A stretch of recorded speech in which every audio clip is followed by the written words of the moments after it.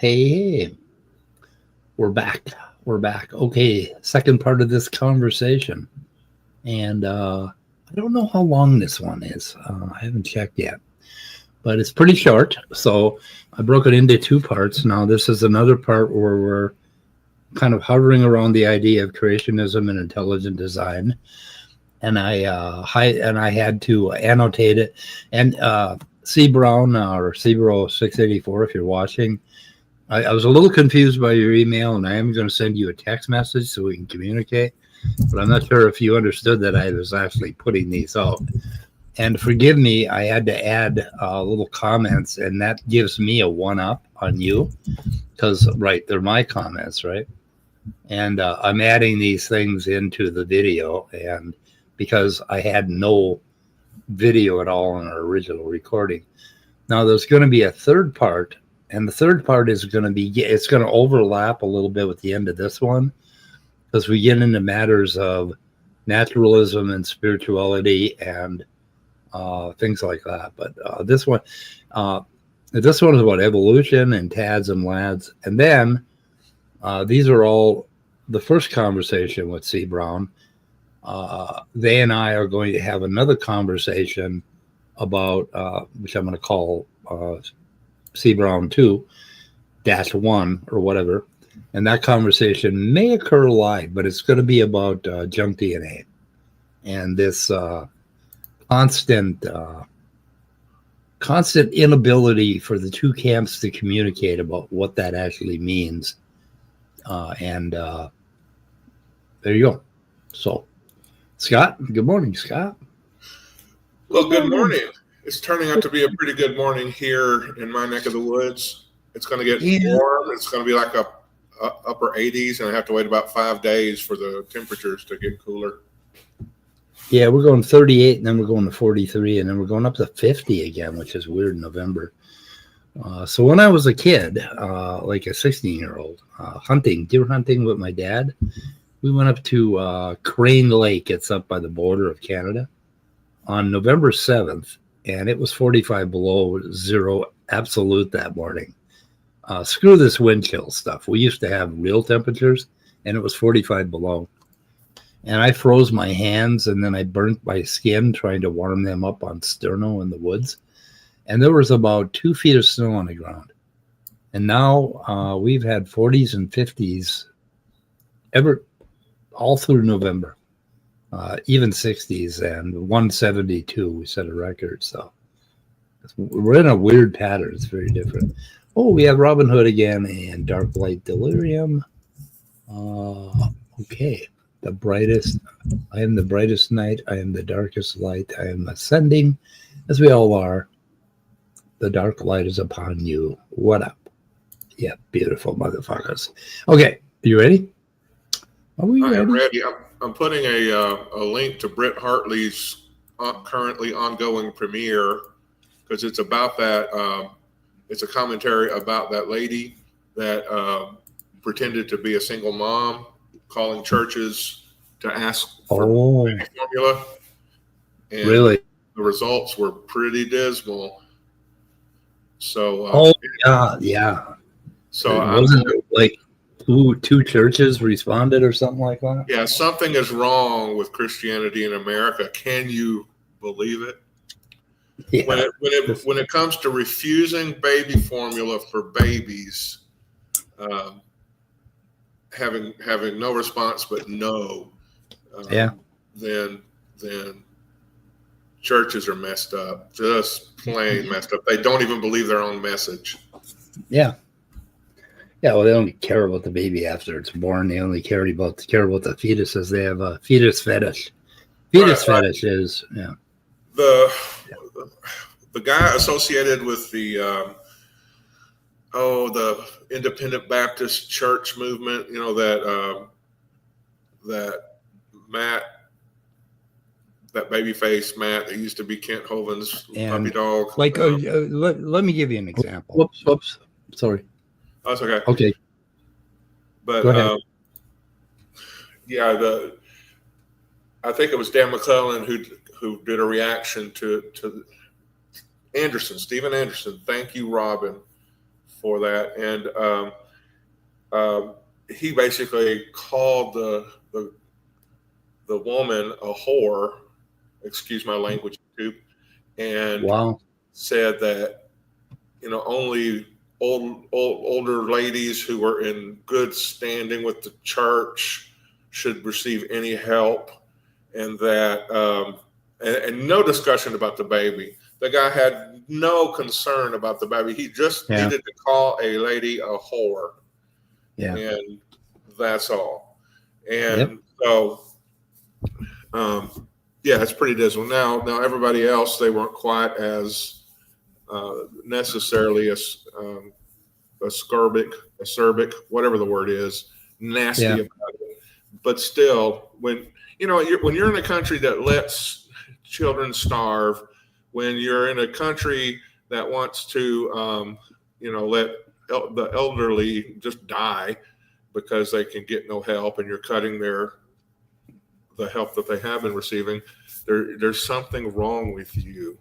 There's something wrong with the churches that are supposed to be the best of the best and the highest of the best of the country. So anyway, that would be a good little conversation on someone, because I've noticed they not only judging the like if you have drug addict parents or parents that aren't working or whatever, the parents aren't only judged, they judge the kids too. And it's something that we humans do. It's a natural socialization thing, but there's a lot to be said about that. And Christianity is supposed to be a remedy for that, and it ain't fucking working. Yeah. Anyway, but that's not what this is about, Scott. That's not the topic, but that's not the topic. Okay, so I hope you guys heard my introduction. This is part 2 of my conversation with CBrown, and I still thought it was a wonderful conversation. Oh, no, I did the wrong thing, Scott. Why did I do the wrong thing, Scott? Try again. There we go. Okay, we're on. We're going. We're doing it. It is going to be, let me, it didn't tell me how long it is, you dummies. Okay. Like if I go on my yard and I stumble upon a this gearbox, right? From an old tractor or something like that, a gearbox, right? And I see these gears in it and these, axles and all of that, and it all meshes together perfectly. And then I look to my right and I see an oak tree, right? And when I see an oak tree, I don't see any clear gears and mechanisms. I see this kind of like mess of squishy, soft, fluids flowing around, soft tissues. So for me, from my perspective, with the way I think, that complexity points to it had to have happened from natural causes. It had to have happened from evolution. And for you see intelligent design. So we're coming from two very different ways of looking at the world around us. And I'm not talking about worldview. I'm talking about just a world right in front of us, right? Like oak trees. I get it. Right. I'm going to go ahead and then I want to, and then I guess if I can just address that just for real quickly, because we don't want to keep going back and forth. Yeah, go ahead. You can finish and say what you were saying. No, I'm done. Right. So yeah, you could point to nature, but you can't say that nature can account for nature. That's the whole thing.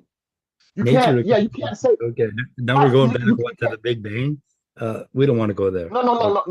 What I'm saying is you can't just say just nature as a brute fact can build this complexity, because if you just look at the tree, then you got to look into the tree. You got to look at what makes it a tree, and then you got to look at biological machines within the tree. Yeah. Biological machines really point to a designer. To you, not to me. Okay. Let's. Well, right. Okay. Go. Yeah. Yeah. Go ahead. I guess I want to ask this question, right? Okay. So we've got it didn't okay, I got a purple tree. Okay, it's a purple oak tree. Can you see it on the screen? Right. Yeah, I can see it. Yeah. Okay. We know that that came from this little acorn, right? Okay. Hmm. So that acorn turned into a tree, right? You don't think there was Hmm. any intelligence there, right? You think this all happened naturally, correct? Going from an No, acorn. I don't.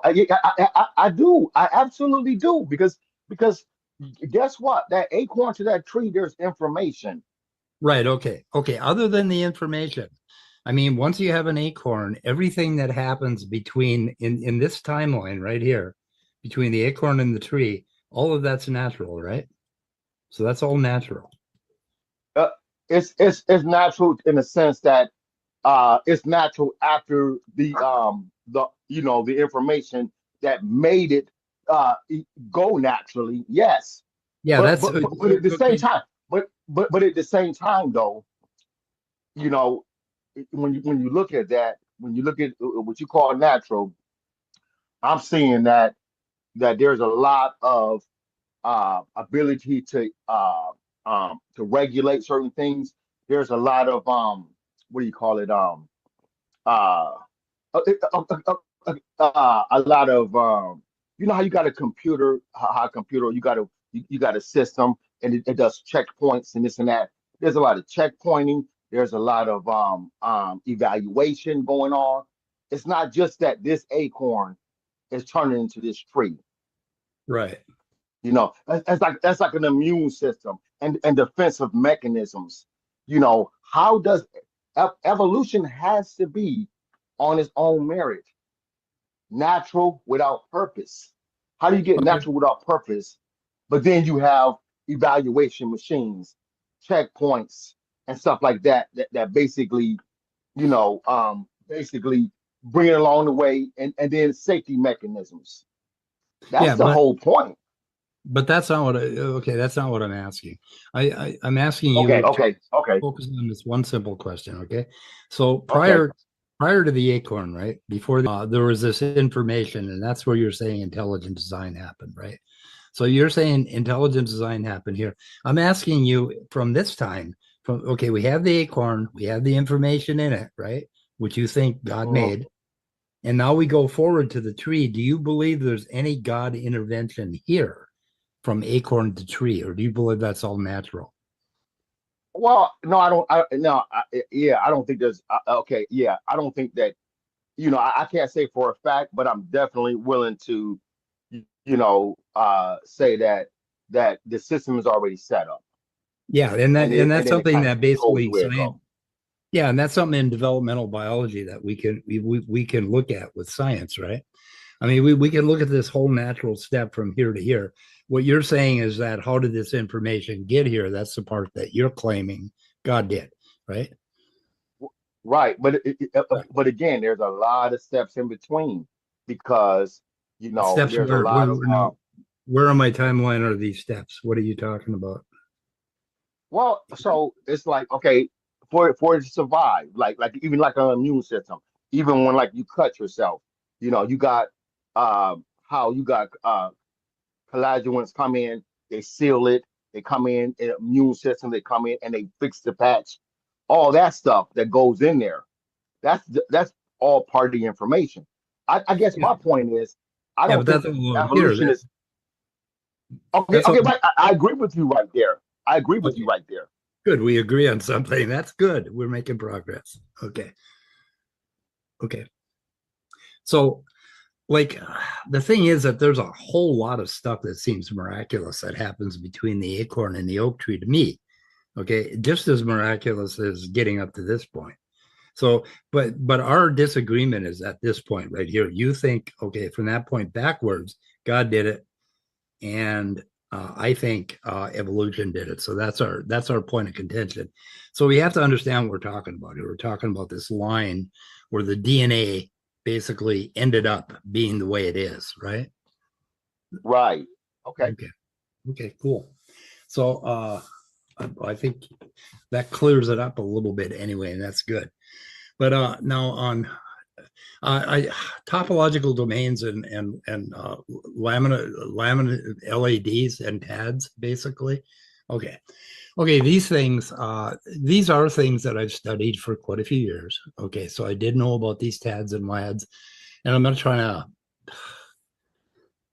I guess I am trying to tell you I'm really smart. So anyway, I'm sorry. But right. That's yeah, okay. but I mean, I understand this stuff, right? And TADs and LADs. Now, these are TADs, and up here, of course, there are TADs, but when they stick to the outside of the nucleus, we call them LADs or lamin associated domains. But then there's some of that shit that goes on inside the nucleus too. There's two types of lamin, and it gets really complicated. But we end up with these, like these are okay. The yellow one here could be chromosome 2, and the green would be chromosome 1. And basically inside that nucleus, these chromosomes are associated in these little domains. And what happens is when they're all packed together tightly, like, or if they're up against the nuclear membrane, they don't transcribe a lot of genes. So what happens is these TADs are very dynamic. And you mentioned that with the temporal, with 4D time, you pointed out that Right. the 4D, it goes over time, right? So it changes. And this is something that relatively new field of study, 15 years, but we're doing a lot with it. And for that 4D nucleosome project that you pointed out is trying to Right. do a lot of work to find out how these work. And even a 2022 paper, they admitted that they don't quite know how these things form totally, but they're learning a little bit about them. The other thing they found about them is TADs get Wait, together. wait. Go ahead. Can I ask you a question? Now you said the lads, okay. So the lads is what's on top of the cell membrane. Is that what you're saying? On top of the nuclear membrane, the nucleus right here. So Oh, the nuclear. Okay, on the nuclear. I'm sorry, on the nuclear membrane. There is yeah, because lads that. Go ahead. there's a protein called lamin, basically, that's at the surface of Right.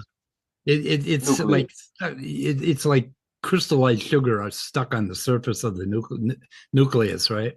And the Right. chromosome sticks to these, and that's part of what. And when it does, it becomes more difficult for these things to loop out, and for the Oh, gene okay. to come active. So that's all part of regulation. So anyway, Right. but regulation, like you pointed out, it's very complicated and it goes in layers. There's this at the top, there's this chromosome organization. And then the other thing we have is this TAD and LAD organization that kind of loops these things out. And then when you look Right. down at that, we have interactions between TADs, where they stick to each other and they can either shut off a gene or turn on a gene. And then at a Right. lower level, we have the genomic sequence itself, and it has all kinds of different regulators in it. And one of them Right. could, like, we talked about introns, and the functionality of introns, but the first intron often has, like in about 10, I don't know, 10% of the cases we found, has some regulatory elements in it. So there's regulation even in the introns and before the genes. So anyway, but this complexity does not automatically, in my mind, point to design. It points to a lack of engineering, basically. A well-engineered I mean, a project, lack of very engineering. specific way to do it, right? And I'm just not seeing that in. Okay, hold on. What do you mean by a lack of engineering? Uh, how did I say that? I'm not sure how I said that. Let's see. You So said it points to a lack of engineering because it's too complex, because there are too many layers. If you engineer something properly, it'll be a very, very direct thing. It'll be simple. Good engineering is simple. It's not complicated, right? So I for don't me, agree with that. It's as simple as it needs to be for that particular for what you're talking about. When right. you're talking about, first of all, you have to think about this here. Okay, from my perspective, Okay.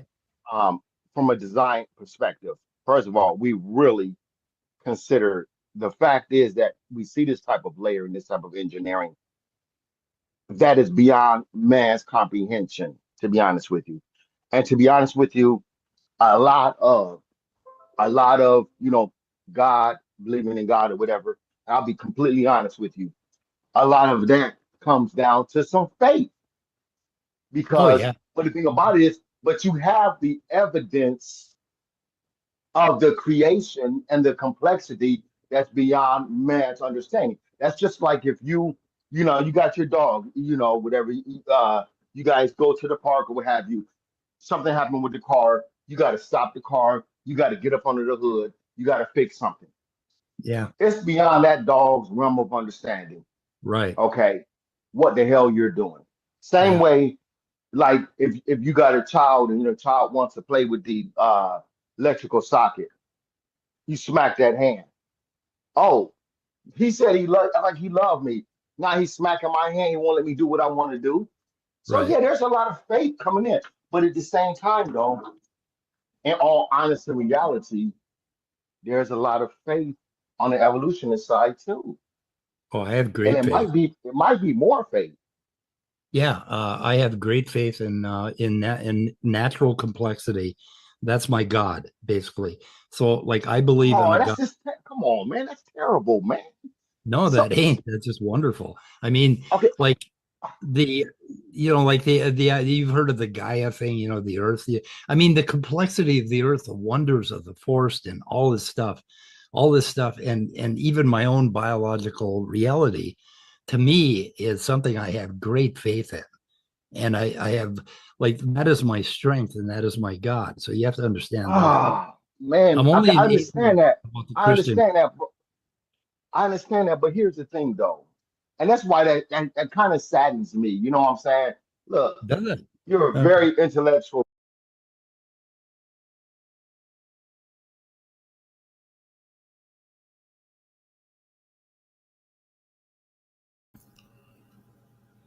If you're talking, Mike, you are muted.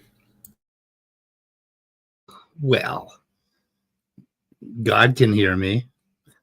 I don't know what's wrong with you. Of course, God can hear anyway, people who don't even exist. God can hear people that are muted. Maybe that's a problem with prayer. Maybe some of us haven't unmuted ourselves. You ever thought of that? I wonder if a pastor has done a sermon on how to unmute yourself in prayer. Right. All right. So God I think if we ever get an evangelical preacher to listen to this, they're writing down a sermon outline now, involving unmuting yourself in prayer. Yeah. So some important things that happened during that discussion were, number one, he agreed on the oak tree, right? So we got, that basically there's a lot going on today in nature that is molecular, and it's completely natural. And that's important because that is where the thinking starts to change for a person who believes in evolution. When you can see what can happen today, you can infer what can happen in the past. So we had that God here. God is, up to this part of the timeline. And then from here, nature takes over. So nature takes over. So God did something prior that created a structure. Okay. And I want to try to communicate this to them so that we can frame our thinking. And that structure created, oh my goodness, you did it to me again, you little son of a bitch. And that structure created basically a natural process. So we have a nat process over here, okay? That's very important. Now, this is where my name Speed of Pudding came from. I was trying to explain this shit to that Tony and Smokey, and I don't know if you remember that conversation. We were having that talk about abiogenesis, but anyway.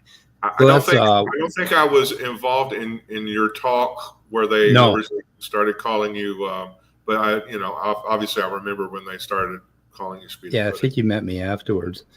But I was trying to I was trying to explain what the universe, what the environment of the Earth really looked like, and I said it's not pudding. Okay, it was very all these separate. Anyway, that's another conversation. So we got that point down, and then we came up with the thing, how to design something basically. Now, would it be simple? And I don't know. No, people can't see that, can they? God damn it. Okay, number 2, would it be, I don't know if that's any better. That ain't a hell of a lot better. Come on, me up. Are you asking if the red color Yeah. font? Yeah, that's not as visible at all. I know, it's horrible. So I'm gonna go with this one. This is pretty visible. Nothing's more visible. Okay. Simplicity, basically.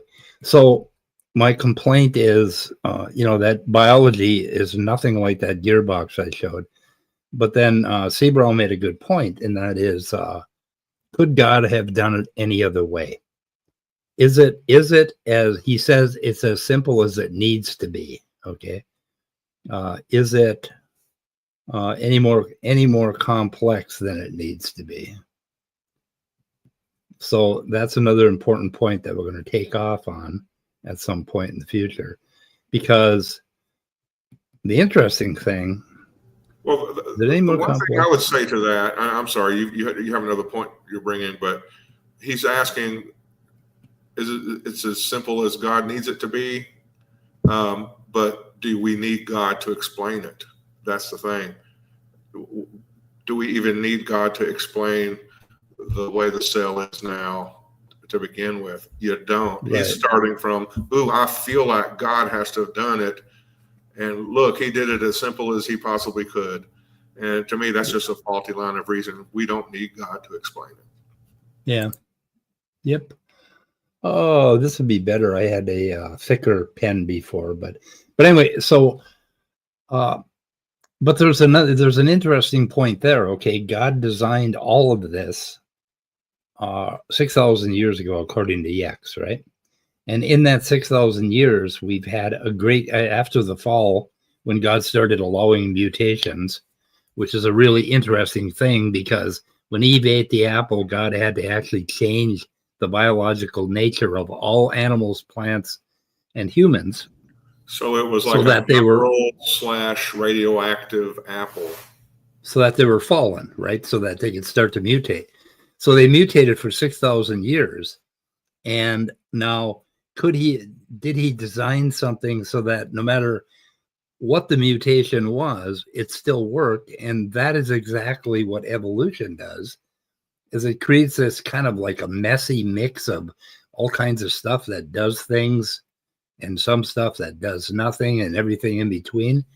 And it survives because it has this plasticity, right? It has this ability to lose a lot of information before it quits working.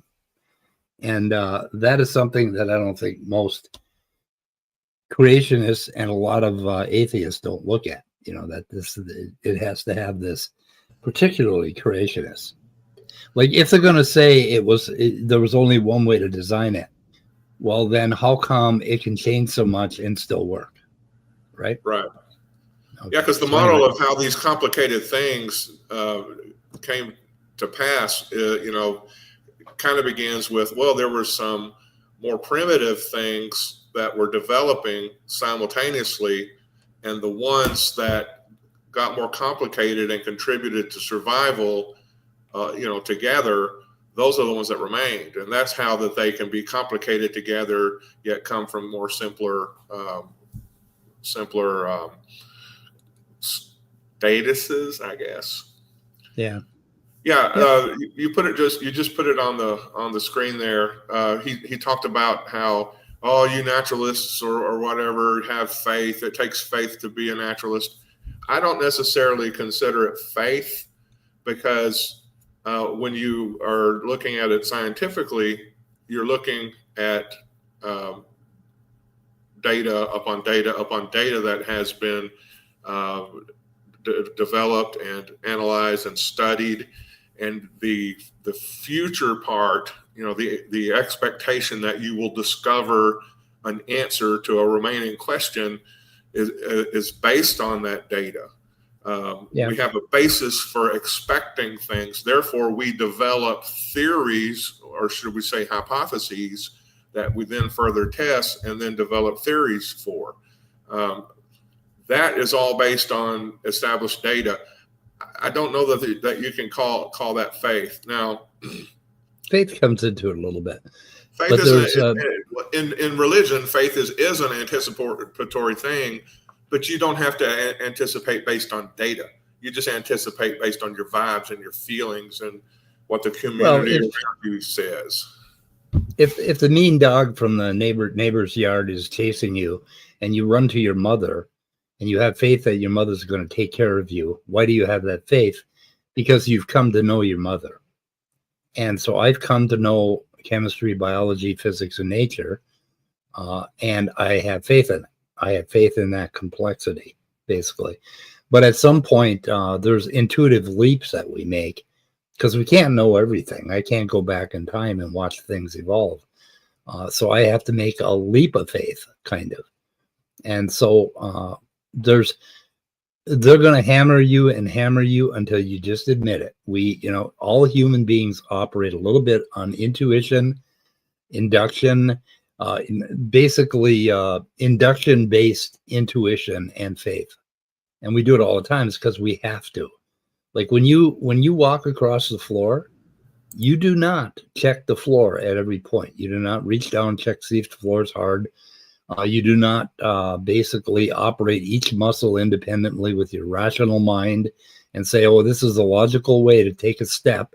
I have to relax this muscle and I have to tense this muscle, and then I have to reverse it to put my foot down. You don't do that. You do it on faith.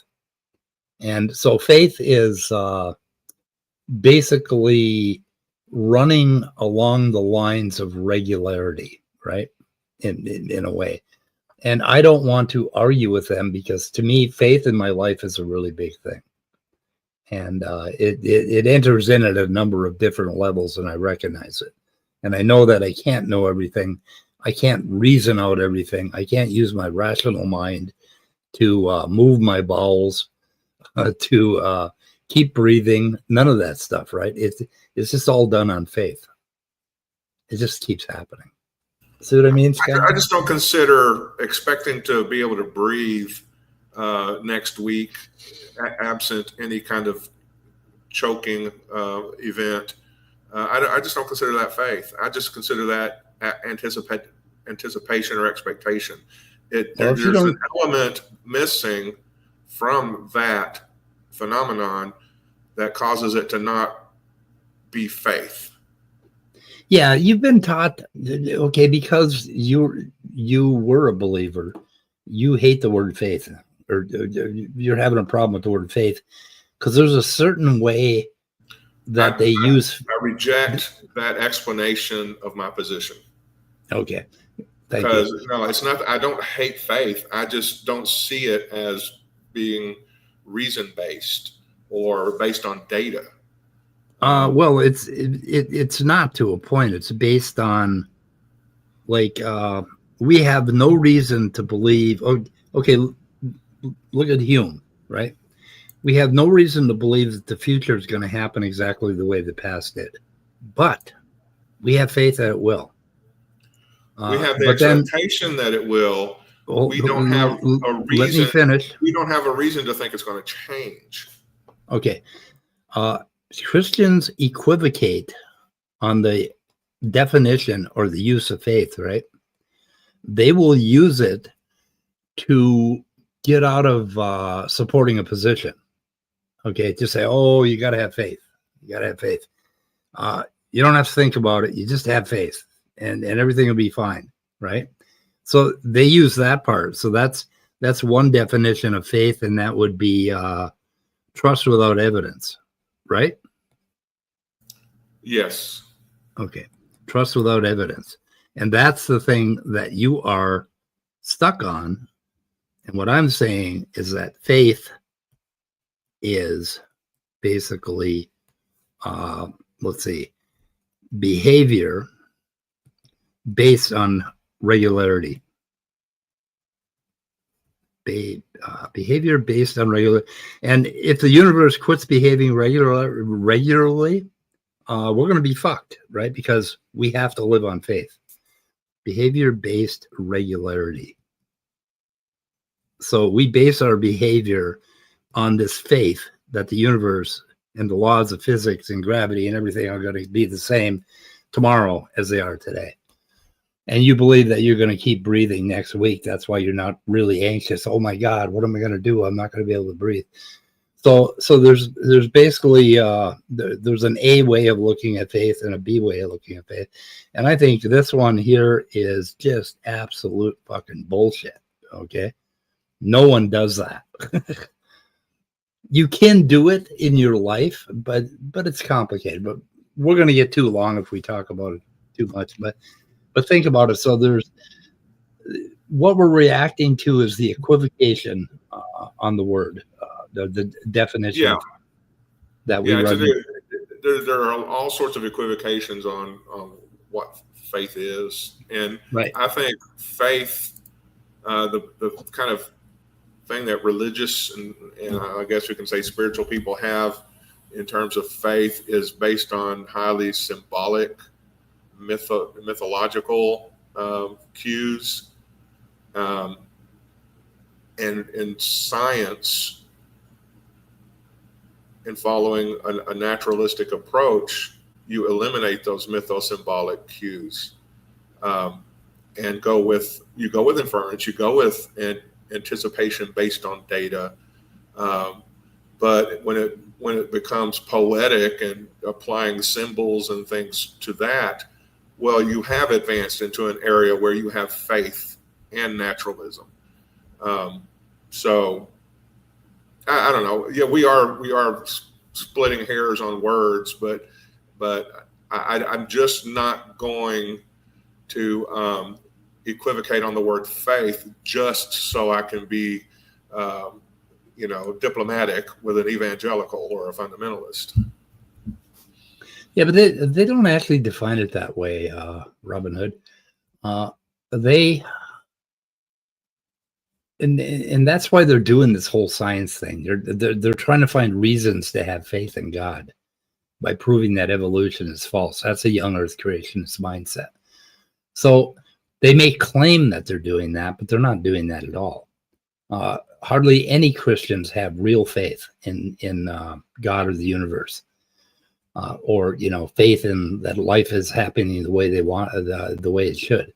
They're praying their asses off, trying to change things, trying to control things. And anyway, until we take these words and truly understand what they mean, they're going to keep using them as a hammer on us.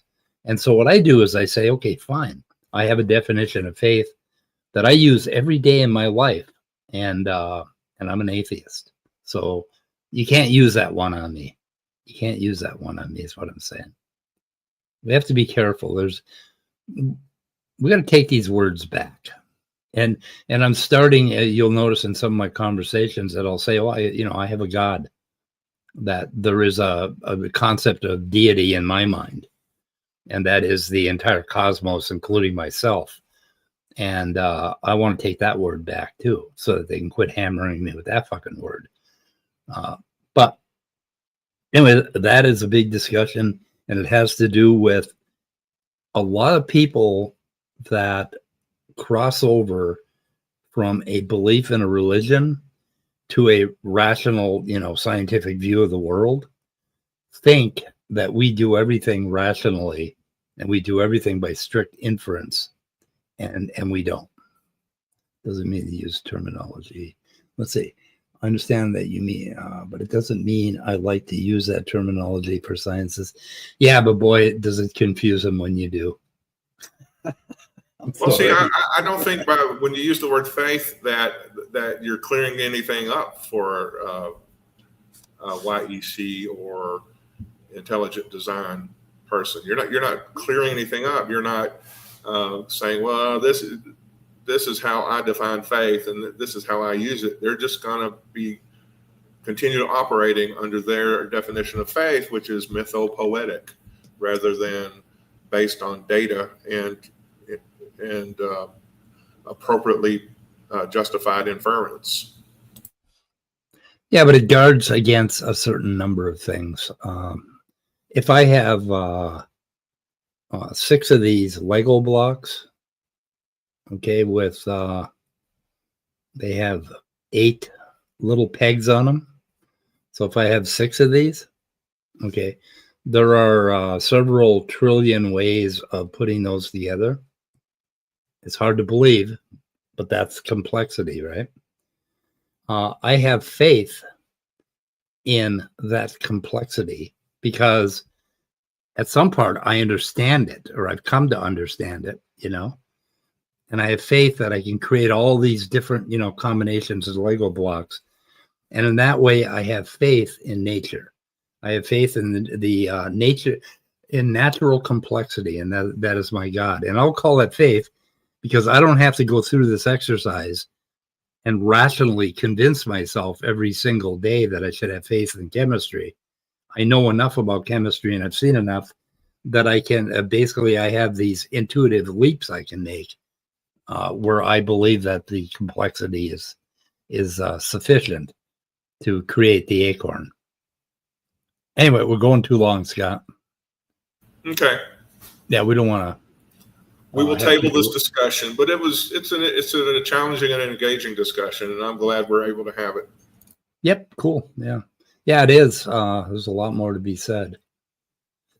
Okay, we're going to end this, guys. Thanks for the 2 of you that showed up, or 1 or 2 of you that showed here up. we have quality, really good points by Robin and Chris, and even Dane back here, I think, said a few things. You know, Dane, his little announcement that he always makes reminds me of a Green Lantern doing his recharging of his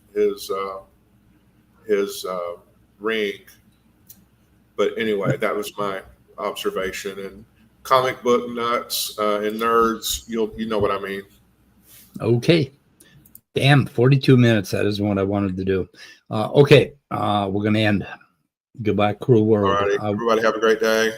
Oh, we're going to do I'm going to do the third part probably without any illustrations. I'm just going to sit here and answer quotes because it's just kind of the beginning of another conversation. So anyway, I'm just going to put it out there, and I'm going to do that real soon. And then I'm going to talk to him about having another conversation. Okay, goodbye, cruel world. Goodbye.